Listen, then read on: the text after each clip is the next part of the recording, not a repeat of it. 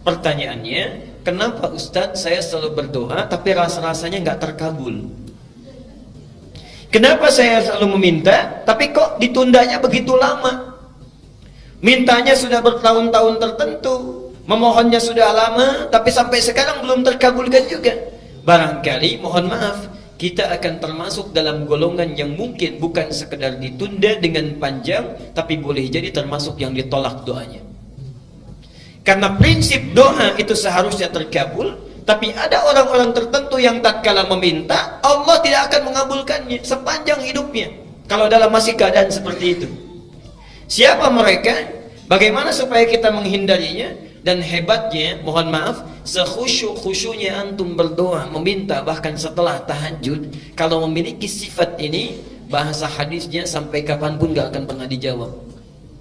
Jadi nanti kita akan evaluasi kalau ada di antara kita saat ini yang sering kali berdoa meminta padahal sudah menangis, bangun sholat tiap malam, boleh jadi belum terkabul atau tidak terkabul karena punya sifat-sifat yang mungkin kita akan tampilkan. Baik, ini bagian yang pertama. Sudah?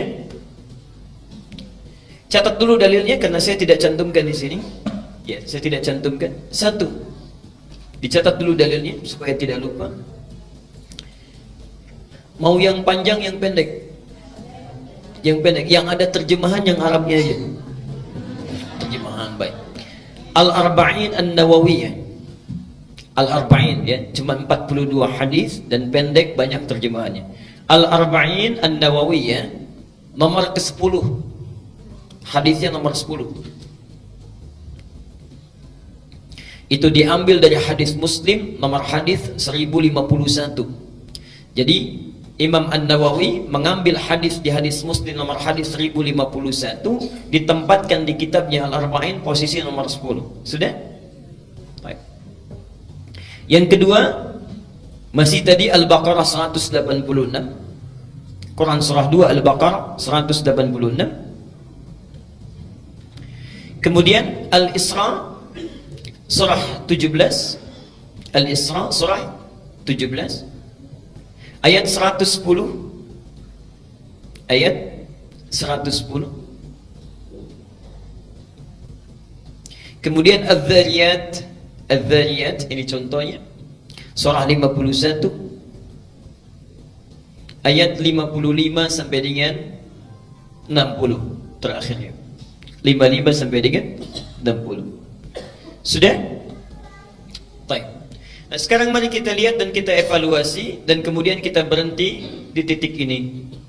Bapak dan Ibu sekalian, di antara sunnah Nabi setelah kita tahajud, kemudian kita duduk khusyuk beristighfar, lalu memohonkan hajat kita kepada Allah Subhanahu wa taala yang ingin kita mohonkan. Nah, penting diketahui, sebelum kita memohon kepada Allah, ada sunnah Nabi yang lain terkait dengan adab-adab berdoa. Bagaimana supaya berdoa itu mudah sampai kepada Allah, cepat diterimanya dan langsung dikabulkannya. Baik. Bagian yang pertama, ini sunnah Nabi-nya. Hendaklah setiap orang yang berdoa mempersiapkan perangkat dirinya dengan halal dan baik. Saya ulang. Hendaknya setiap orang yang akan berdoa mempersiapkan perangkat dirinya. Perangkat diri itu berarti pakaiannya, ya. Kemudian apa yang dia kenakan, apa yang dia makan, ya, apa yang ada di sekitarnya. Jadi sebelum berdoa pastikan dulu itu halal, pastikan baik, ya. Jadi jangan sampai misalnya antum berdoa sudah menangis terseduh-seduh, disebut nama Allah Asmaul Husna, dipanjatkan di pertengahan malam, tapi pakaiannya haram, makanannya haram, yang dikenakannya haram, sajadahnya haram. Bagaimana bisa dijawab itu? Apa dalilnya? Hadis riwayat Muslim nomor hadis 1051 di Al-Arba'in nomor ke-10. Hadisnya dari Abu Hurairah. An Abi Hurairah radhiyallahu anhu qala. Hadis ini disampaikan dari Abu Hurairah, semoga Allah memberikan ridha kepadanya. Qala Rasulullah sallallahu alaihi wasallam, Rasulullah sallallahu alaihi wasallam pernah bersabda, "Innallaha thayyibun la yaqbalu illa thayyiban." Sungguh Allah itu maha baik, sifatnya baik, keadaannya baik. Karena Allah itu sifatnya baik, maka tidak akan pernah menerima apapun kecuali dari yang baik-baik. Jadi ingat, doa itu sangat suci, akan berlabuh di tempat yang suci. Allah yang maha suci tidak akan menerima doa itu yang berasal dari yang tidak suci. Jadi sebelum antum berdoa, sucikan dulu diri kita, sucikan perangkat kita, apa yang kita kenakan, apa yang kita gunakan. Kemudian Nabi menyampaikan, wa innallaha amaral mu'minina bima amara bihil mursalin, dan Allah memerintahkan kepada orang-orang yang beriman dalam hal berdoa seperti perintahnya kepada para rasul yang diutus. Kenapa doa disandingkan dengan iman? Ingin menunjukkan pesan bahwa satu, hanya orang yang punya keimanan yang kuat yang mau khusyuk berdoa kepada Allah. Artinya kalau antum dalam hidup tidak pernah berdoa, ada sesuatu yang salah dalam imannya. Dan yang terakhir, perhatikan, setelah membacakan dua ayat Quran, ada yang menarik. Thumma dzakara rajula, kemudian mengisahkan tentang kisah seorang laki-laki. Yutilus safar, dia menempuh perjalanan yang panjang. Di antara syarat diijabah doa dengan cepat, orang yang dalam keadaan safar. Karena itu saya sangat mohon sebesar-besarnya, kalau ada orang yang sedang safar, awas beda ya, antara safar dengan zahab itu lain. Kalau zahab itu perjalanan kurang lebih di bawah 82 km, itu zahab. Jadi kalau bapak ibu menempuh perjalanan di bawah 82 km, 0 sampai 82, itu zahab namanya. Zahaba yadhhabu. Ana al-yawm adhhab ila jami' al-Azhar. Saya hari ini akan pergi ke Masjid Al-Azhar. Dekat ya, nggak sampai 80 kilo. Itu zahab. Tapi kalau lewat dari situ, apalagi panjang sekali, sudah zona waktunya berubah, itu disebut dengan safar. Safar, orangnya disebut dengan musafir. Nah, kalau orang sudah musafir, sudah safar, berlaku beberapa ketentuan hukum. Satu, boleh dia menjama', bahkan boleh dia qasar. Lihat An-Nisa misalnya di ayat 101, disebutkan di sana, wa idza darabtum fil ardi falaysa 'alaikum junahun an taqsuru minas shalah. Kalau anda bepergian di muka bumi dengan jarak yang cukup jauh, tidak ada dosa kalau ingin mengqasar salat. Yang kedua, ini yang paling hebat, dan ini yang harus betul-betul kita renungkan dan praktekkan. Dalam keadaan safar itu, Allah akan cepat mendengar dan mengabulkan doa yang dipanjatkan. Jadi kalau bapak ibu sedang safar, daripada banyak membicarakan hal yang tidak perlu, lihat sana sini dikomentari, kadang-kadang menggosipkan orang lain, tinggalkan yang tidak penting. Kenapa tidak diisi dengan zikir dan doa? Barangkali cara Allah saking sayangnya kepada kita, orang lain doanya belum dikabulkan, ibu bapak dibuat safar supaya saat safar itu Allah mengabulkan doa yang belum terkabul itu.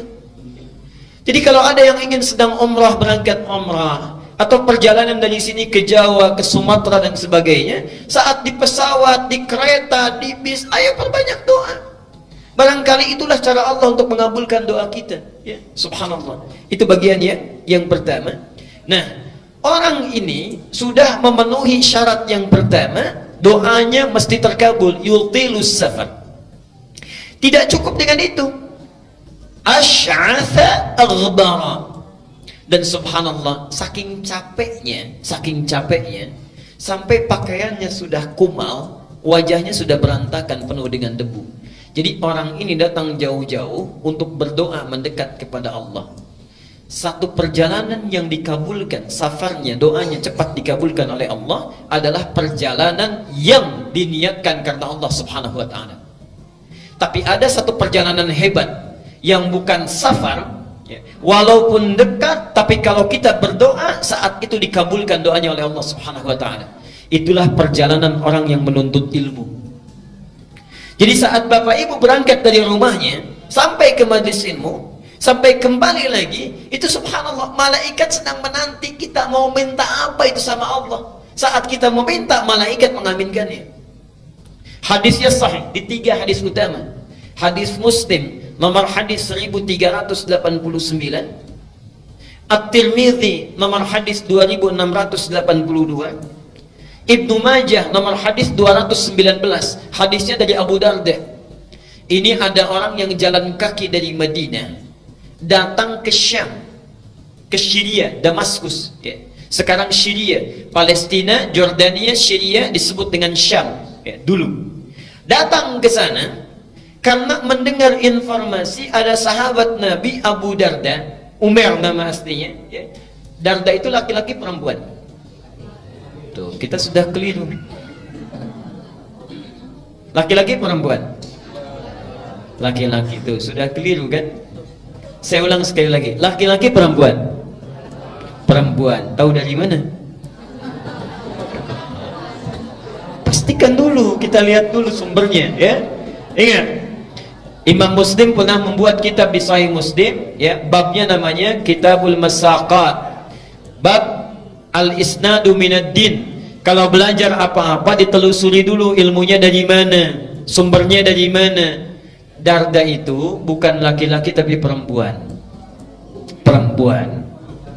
Jadi sahabat Nabi ini asalnya orang yang sangat kaya, punya toko banyak, melimpah hartanya. Saat Nabi datang belum masuk Islam. Singkatnya satu kali, subhanallah, singkatnya beliau masuk Islam berubah menjadi zuhud ya. Segala hartanya disedekahkan, mendekat kepada Allah, subhanallah.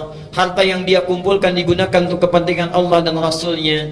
Dan yang paling hebat ada dua hal.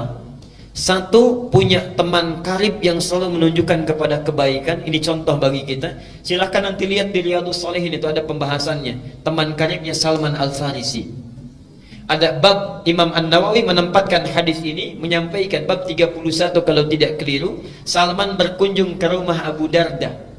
Saat itu Abu Darda sedang puasa. Ketika Salman disuguhi, kata Abu Darda, silahkan makan. Kata Salman, kenapa engkau tidak makan? Saya puasa, saya tidak akan pernah makan sebelum engkau juga makan bersama saya.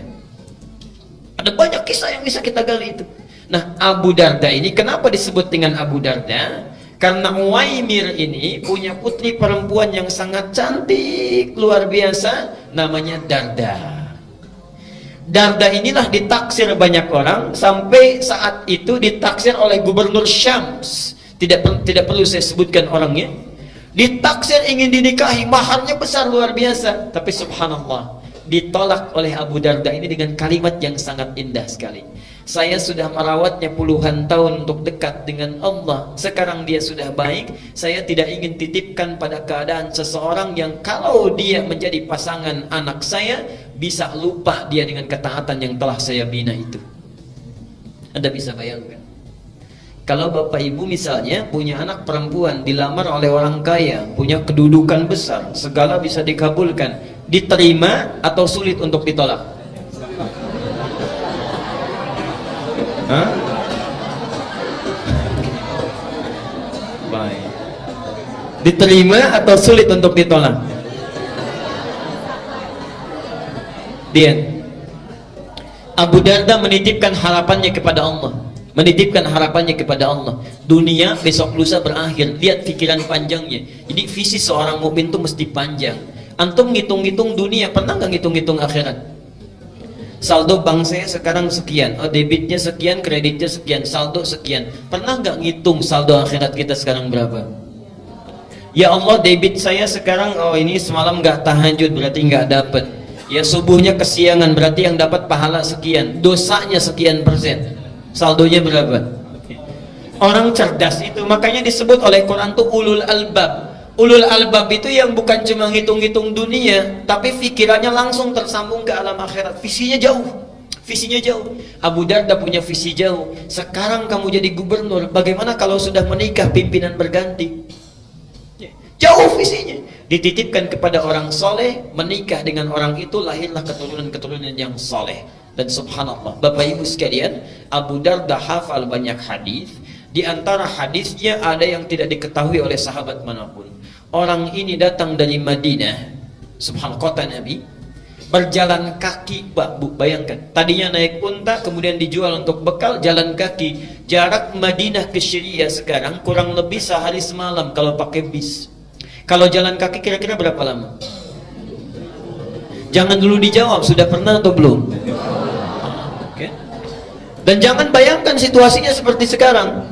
Subhanallah, datang jalan kaki, sampai di sana bertemu Abu Darda, terlihat seperti orang kecapean, kelelahan. dalam fisiknya, tapi wajahnya memancarkan senyuman. Orang ini, kata Abu Darda, ya akhil karim, a'indaka haja?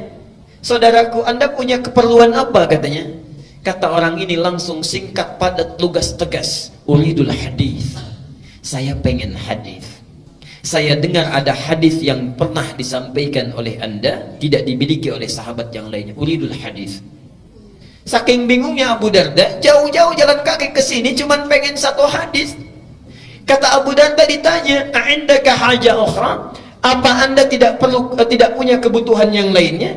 La, faqat uridul hadis. Tidak, saya cuma pengen hadis saja. Menjaga keikhlasannya, tidak melekatkan dengan motif yang lainnya. Uridul hadis. Subhanallah.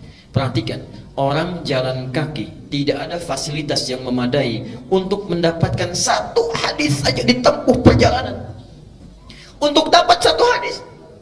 Antum yang fasilitasnya banyak, yang punya sepeda, yang punya motor, masjidnya bahkan ada yang di samping rumahnya, saat ta'lim fasilitasnya bagus, direkam juga, ustadznya datang sendiri, masih nggak mau tersentuh untuk ta'lim. Dengan cara apa lagi? Dengan cara apa lagi mesti difasilitasi? Dan itu bukan 1-2 hadis, kadang-kadang satu pertemuan bisa 3-5 hadis. Ada muridnya Imam Malik datang, saya ingin hadis katanya. Ditolak oleh Imam Malik, tidak. Nunggu di luar sampai bosan, kata Imam Malik pada yang bantu beliau, khadim beliau, cambuk dia katanya. Cambuk ini bukan marah, untuk menguji kira-kira masih bertahan gak. Ketika dicambuk sampai 40 kali, dicambuk, Anda zalim kepada saya, kata orang ini. Saya sudah menjual apa yang saya punya. Jadi orang ini menjual apa yang dia miliki, kekayaannya dan sebagainya, hanya untuk menempuh perjalanan supaya belajar hadis pada Anda. Anda zalim pada saya. Baik ya. Kata Imam Malik, kalau begitu saya ingin balas kezaliman saya. Apa yang bisa saya lakukan?